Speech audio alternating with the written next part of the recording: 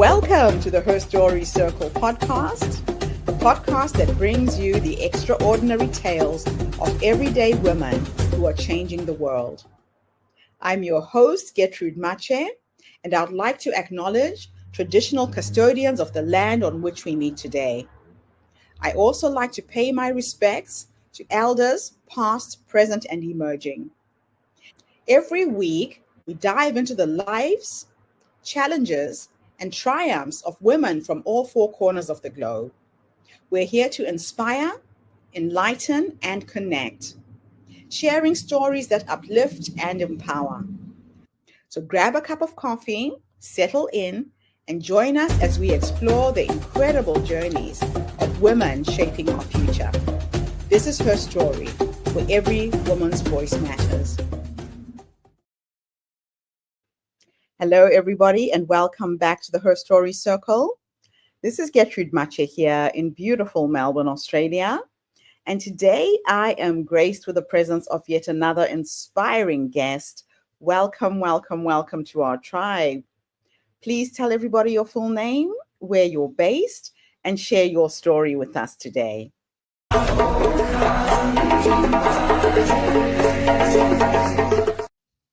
Hello, everyone. My name is Faith Rivera, and I am joining you all today from Columbus, Ohio. I am so grateful to have the opportunity to share a little bit about my story.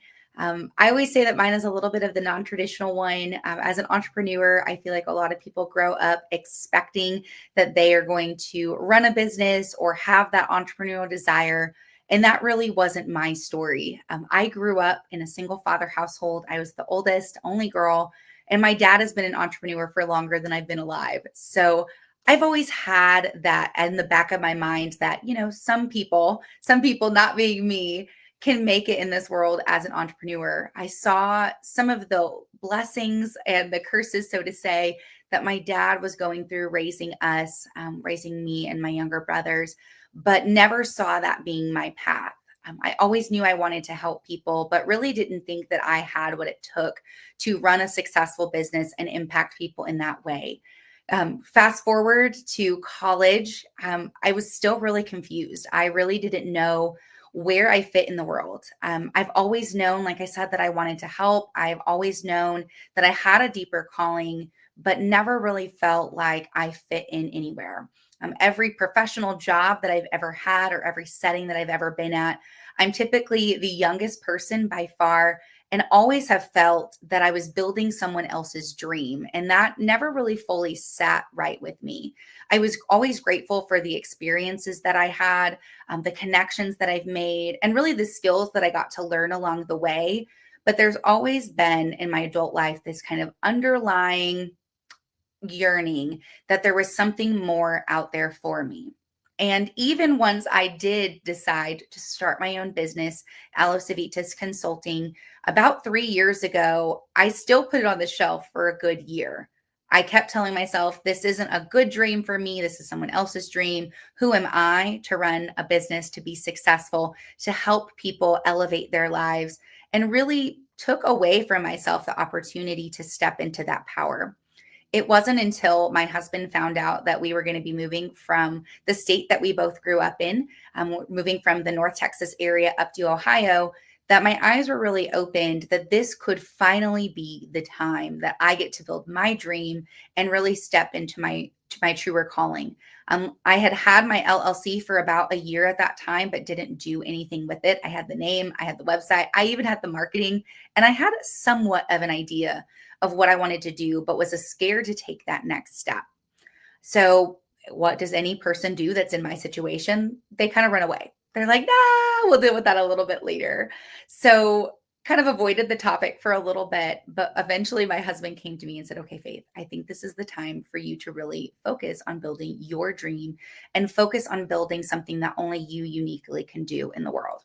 So started reaching out to folks and was able to secure a client that allowed me to take that leap full-time into entrepreneurship and really start developing who I was as an entrepreneur and what makes me unique in the world. There's not a lot of entrepreneurs that I've experienced that have not only experience of running a business, but have experience in program development, working with nonprofits, faith-based organization, educational entities. I really have had the joy and pleasure of working with a variety of organizations over the last decade and have used each one of those experiences to gain learning points and relationships that I bring into the work that I get to do today. The work that I get to do is so passion filled for me. I really love getting to pour into other people because I truly believe that each of us has the opportunity to elevate and to step into that higher purpose or that higher step within our lives to be able to fulfill our calling. But oftentimes we need a little bit of help. And for me, if I wouldn't have had people in my life like my husband to pour into me and to believe in who I was and what I had to offer to the world, I probably never would have taken that next step and really believed in myself enough. And even though I've been a full time entrepreneur now for about 2 years, it hasn't necessarily always been easy. I even still struggled with burnout early on in my entrepreneurial career. Burnout prevention is a huge focus of the work that I do, really helping leaders to elevate their lives personally and professionally while still pouring into themselves. And that is really passion filled for me because I've experienced burnout 4 times personally, 2 times while I was in college and 2 times in the professional world, once even being as a full time entrepreneur. I think a lot of people feel like you become an entrepreneur and the grass is greener on that side, you have it all figured out. But I still really struggled for the first year of full time entrepreneurship in who I was. How was I uniquely showing up in the world? What reason would these women, these business owners, these nonprofit executives have for wanting to work with me? Who was I to offer my expertise? And really had to dig into who I was, how I wanted to show up in the world, and what uniquely I could bring that no one else could.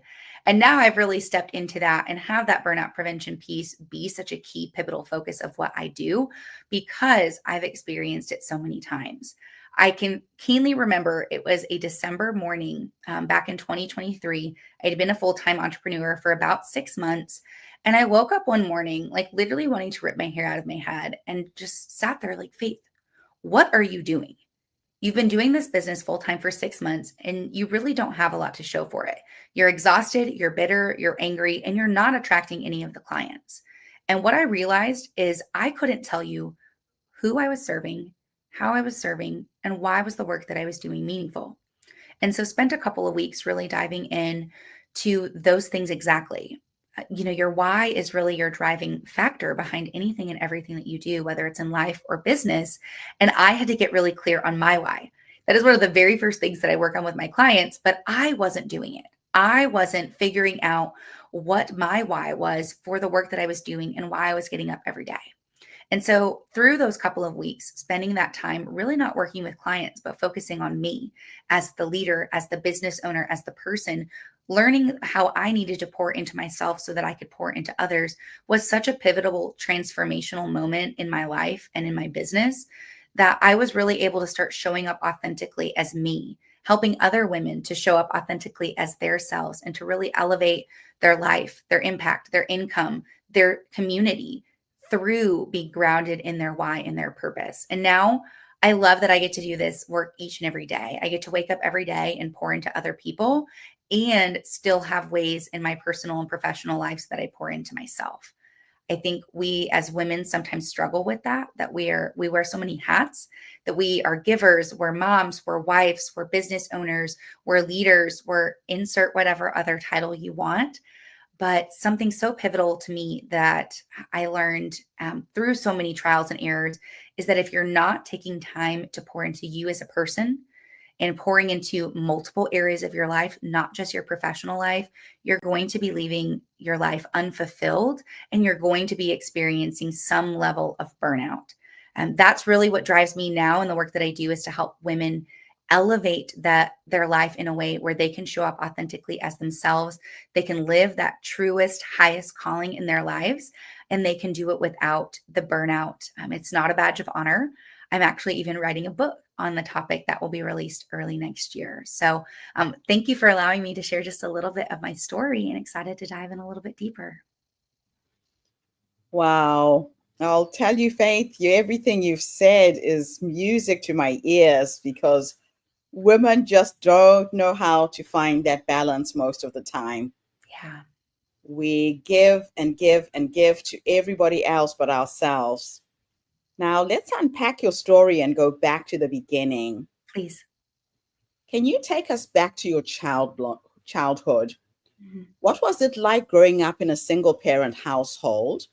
And how did this shape your view on family and community? Yeah, I always love talking about this because I think I have a little bit of a unique experience in that my single parent was my dad.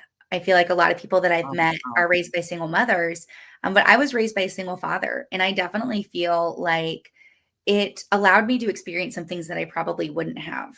There were a lot of things that I don't feel like were open to my dad and to us as a family because a lot of, services through churches or social service organizations to help single parents are primarily geared towards single mothers. And my dad, because of that, and just based on who my dad is, really tried to help us build community in other ways, through his business supports and connections, building a strong community through our church. So we never felt less than or different by not having another parent in the household. It just Mhm. often meant that we, as the children, may have to wear different hats or may not have all of the other luxuries necessarily. We didn't have a parent at every single school function, but my Mhm. dad always made sure that he was at the ones that mattered. He was at, graduations. He was at volleyball games. He was at parent teacher meetings, but he may not have been able to be at every random Tuesday, where parents were helping out in the lunch line. But especially as I got older and my siblings were a little bit older too, we were all in school. His business had shifted in a way that did allow him to be at even more events. And Okay. I think that maybe subconsciously showed me that entrepreneurship could offer some of that flexibility, even though me, as the oldest, the stubborn child, was like, I have to do things my own way. I don't want to do things the way my dad did things. I want to do things my way. I envisioned myself, climbing up the nonprofit ladder or the educational ladder within a university and making my impact that way. And learned very early on that I don't fit into a traditional mold. Mhm. Traditional workplaces do not work for me. I either overwork or I irritate people because I ask so many questions. So, entrepreneurship has been a good experience and does allow me to have the opportunities to pour into the places of my life that are important. My husband has a non traditional schedule. So, being an entrepreneur allows me to adjust to his schedule. I can fly back and see my family when I want to.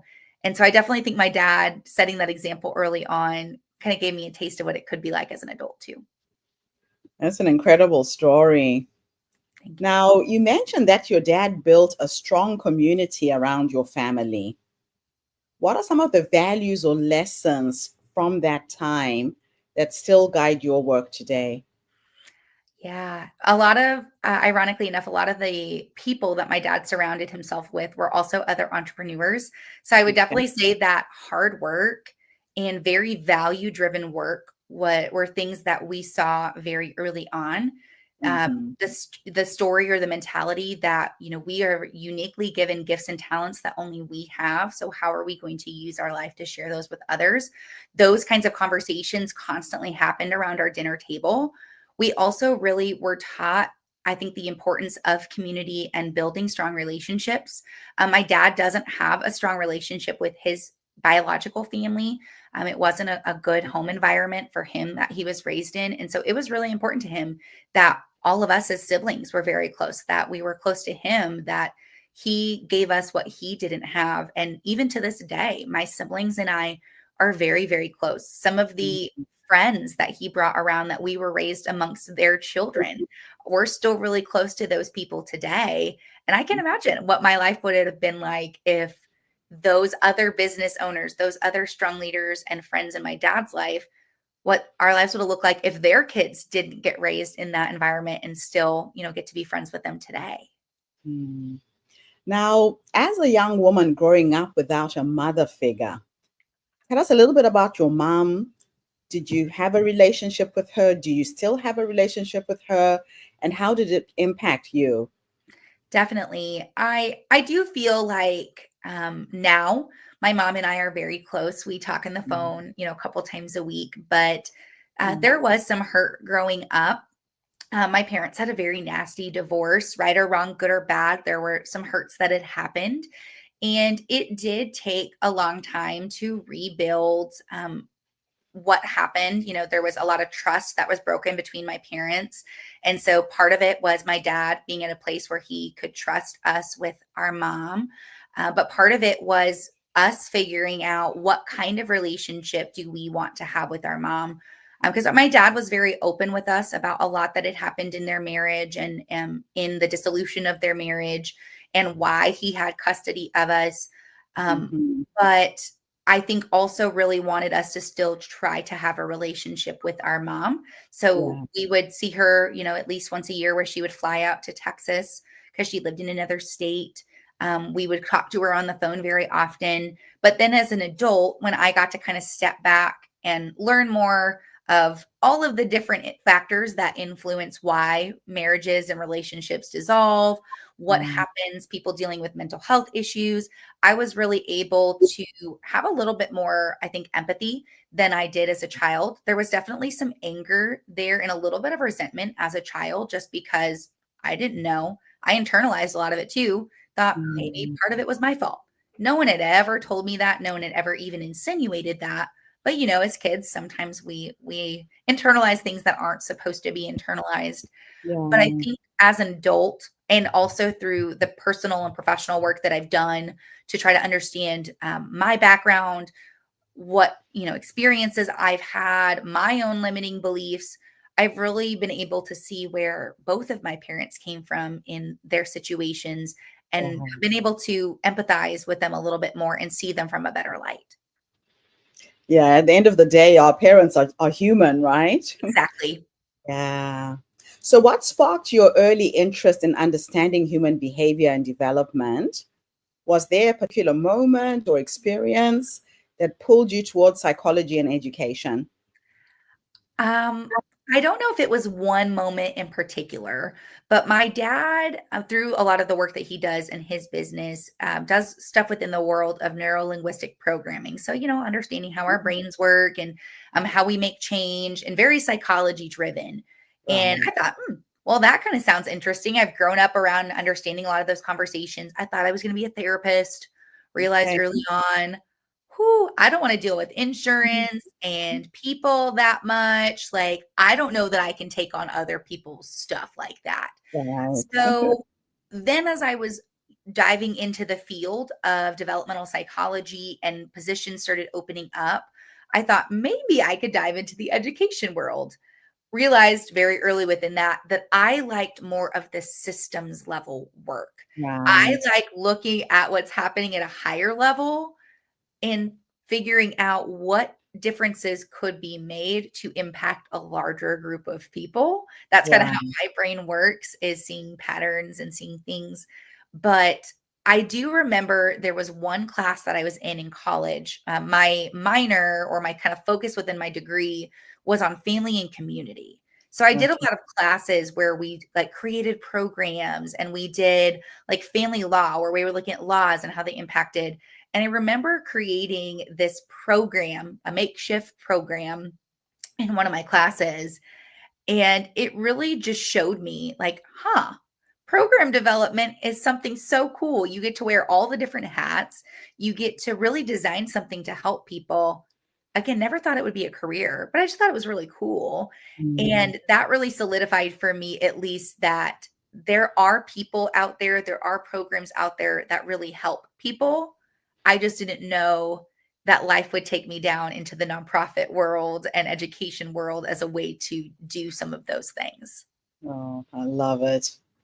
Now, you've worn many hats, from Understatement. curriculum developer to grant strategist. What has remained your constant why across these different roles? Yeah. My constant driving force is I want to leave the world better Mhm. because of the work that I do. In any role, in any volunteer capacity, in any relationship conversation that I ever have, my biggest focus is how can I pour into this person, program, individual, thing so that they're better off because of our time together. Mhm. And I also knew early on in my career that I was going to have to develop a lot of soft skills and hard skills that were eventually going to transfer into whatever role was my end goal. And honestly speaking, a lot of the roles that I've had professionally were given to me because of relationships that I had. They weren't necessarily ones that I had to go and, fight for Right. or mass apply to. They were because of relationships that I had had, and those relationships just kind of kept transpiring into what's next. Oh, I love that.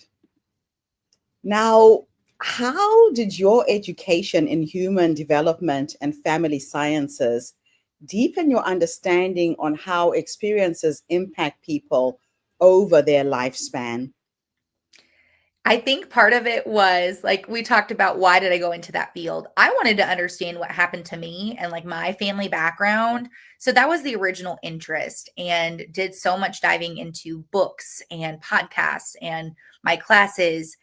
But I think looking forward now as a business owner, as a professional, I think that basic understanding of how we are wired as humans, how we build connection, Mhm. how we build habits, how we, build our own successes and failures through our choices only makes the work that I get to do with my clients stronger, because I have the theoretical backing to understand why things are happening the way they are and the Mhm. practical knowledge to help inform change. So it's the knowledge and the experience that I get to bring to my clients that I think is really unique. Oh, that's exquisite. Tell us about founding the Aloe Vitas Consulting. What inspired you to start your own consulting firm? And what does that word actually mean? Yes, I always love talking about this because everyone always asks, like, what does aloe civitas even mean? Yes. So, aloe civitas is Latin for nourishing communities. And so when Oh, we started the business, I started the business. It was really, we wanted a name that was intentional on the work that is done through the company. And so right. that is the work that we do each and every day, is pouring into our clients that they get to pour into their communities. So the work that Mhm. we do helps build capacity for change within the organizations and communities that they serve. So Right. what really inspired me to start my own practice and to branch out and do my own thing, first and foremost, was my husband. He was like, "You could really do this on your own." Mm. I think he saw the entrepreneurial spark a little bit earlier than I did. And I talked about Okay. it a lot, but never actually really did much with the talk. But Yes. part of it too was in each of these programs that I was developing, because that was a lot of what I did. Is I would develop a program, build it up to be successful, hand it off to someone else. Build up a Right. program, help it be successful, hand it off to someone else. Did that a couple times. And I realized that not a lot of people have that experience, number one. And I've also owned a side business for the last 10 years. So understand enough about how businesses operate to be dangerous, but have Right. never put the two together. And I Yeah. saw a lot of similarities in how organizations were struggling, and thought, let's try this out. If I flop, I can always go back to corporate America. But I Yes. really felt that the uniqueness in what I had to offer was going to be enough that people would gravitate towards it. And they seem to. Things keep taking Mhm. off. We're in our third year of business. We're growing. We're doubling the size of our team in the next couple of months. And we just get to keep showing up and serving people every day. I love it. It's amazing when you find your calling. Yes. Now, you often talk about building capacity for change. How do you define capacity when it comes to people, programs, and systems? Oh, I love that question. So for me, it really starts with first the Mhm. knowledge of what needs to change, but then helping to really inspire or motivate, and allow the people that are needing to make the change to feel that they actually can do it, and then Yes. have the accountability to follow through with it. It's kind of like when you're building a new habit, right? Like, you know what you need to do. You probably have the skills to do it, but then are you really going to be held accountable to implement? And Yeah. those are kind of the three pillars that I feel like really are key with building capacity for change is the knowledge of what needs to change, the actual actionable items to make the change, and then the person who's kind of like poking your buttons and nudging you saying like, hey, remember that goal that you set? Remember that vision board that we made that's sitting on the back of your computer and your phone screen? Okay. So I get to be the little cheerleader and the like, poking in your side like, hey, we talked about this. Oh, I love it. Everybody needs a coach on the sideline urging them on. Yes. So, what have been one of the most rewarding projects that you've worked on where your efforts directly impacted families and communities? Oh, it's hard to choose just one. Okay.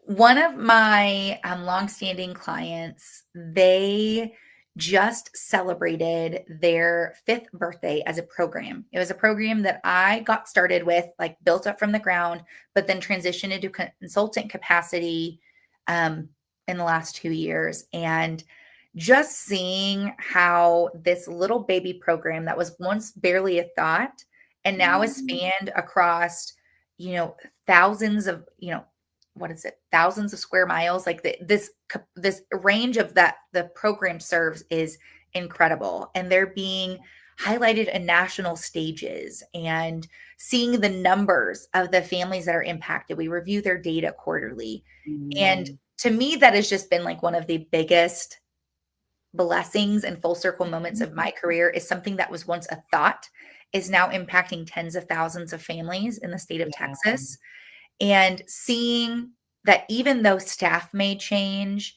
even though, certain programmatic pieces might change, that vision of what was created 5 years ago, that there is a desire for families in that community to better be supported in raising their children, that hasn't mm, changed. And so I think when you're grounded in your why like that, whether you're a business owner, a nonprofit leader, someone who's building something from the ground up, when that why can withstand even people change, you've really got something special. yeah. Now, you're passionate about burnout prevention. What advice would you give leaders and caregivers who are pouring from an empty cup? Oh, that's hard. That is one of the hardest things. I would say first and foremost is take a look at yourself. Our Yes. body and our mind tell us when we're operating on empty. And a lot of times we don't want to listen. And oftentimes, the less that we listen, the more severe the consequences and the warning signs get. Like, I literally ended up in the hospital twice because of my burnout. I was in my early 20s. I should not have gotten that sick, but my body was telling me, hey, sis, you need to slow Oh, down. And so that yeah, would be my biggest piece of advice is listen to your body. Look at how you're spending your time, energy, and attention, and find even just one way that you yeah. can pour into yourself. Maybe you can't go from 0 to 100 because we all have a lot of things on our plate, but maybe it's, spending some time out going for a walk. Maybe Mm, it's eating a good meal with some friends. Maybe it's going to sleep 15, 20 minutes earlier to pour into ourselves. But I think, especially as women, we give so much to other people that if we don't refill our own cups on a regular basis, we yeah, literally have nothing to give from. And often we'll start becoming resentful of the people, the positions, the purpose that once gave us joy. yeah, that's so true. And it's so easy to forget most of the time. Now, let's talk a little bit about the past. I'm going to take you on a bit of a thought experiment. Okay. If time was an illusion and I could teleport you back into the past to go and meet the younger you, that young woman who went into the world of business, was trying to forge her way in the world, if I could take you back to go and have a conversation with her, if you could give her three nuggets of wisdom based on what life has taught you up until this point, what would those three nuggets of wisdom be? The first nugget would be you are worth rest. Rest is productive. Struggle with burnout. Rest is really hard. The second would be the hard work is worth it. So keep pushing forward. And the third would be to find your community that's going to build you up so you can continue to pour into other people. I love it. Community is everything. Yes. Absolutely beautiful. Last question. I'm going to teleport you into the future this time. Ooh. And we're going to go and meet the 80-year-old you. And she is sitting in her rocking chair. Maybe she's on the dance floor. Who knows? With science and technology, you'll be on your feet. If I could take you into the future to meet this wise woman who has been leading you up until this point, what will you say to her when you finally meet her? I love asking this question because a lot of women don't realize that the wise woman is already in us. She is that quiet voice who says, go left, go right, say yes, say no. What will you say to her when you finally meet your wise woman? I think I would say thank you. Thank you for trusting yourself, for putting yourself out there, for pushing forward when times were tough, and continuing to have that vision of a brighter future, not only for yourself, but for the people that you serve. I think I would just feel immense, or share with her the immense joy and pride seeing everything that had been accomplished in our life, not just from a tangible perspective of the people that we helped, the money that came into the bank account, but really looking at the experiences that we were able to build through friendships, through family, and through, those times that we spend with those that are important to us. Absolutely wonderful. Faith, thank you so much for coming online and sharing your story with us today. Thank you. Thank you for finding the balance and sharing how women can live a happy, healthy, balanced life while we're looking after our families and building our businesses as well. I think it's a reminder to everyone this morning. Thank you. Thank you. And thank you to everybody who tuned in today. The Her Story Circle is not just a podcast. We are a social impact movement that brings you the stories and voices of women from all over the world. We share our stories to uplift you, inspire you, energize you, but most importantly, to help take you from where you are now to where you're trying to go. So tune in again tomorrow when I interview yet another amazing guest. In the meantime, have a fantastic day, morning, or evening, wherever you are in the world, and bye for now. Thanks again, Faith. Thank you for tuning into the Her Story Circle podcast. I hope today's story has inspired you to believe in the power of our stories and the difference you can make in the world when you use your voice.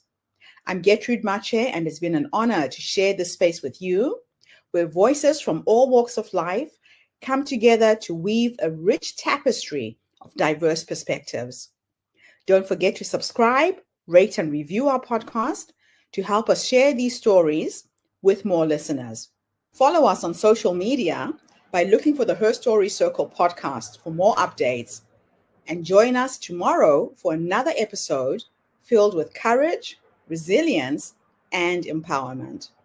Remember, your story matters, and together we're building a stronger, more inclusive world. Until next time,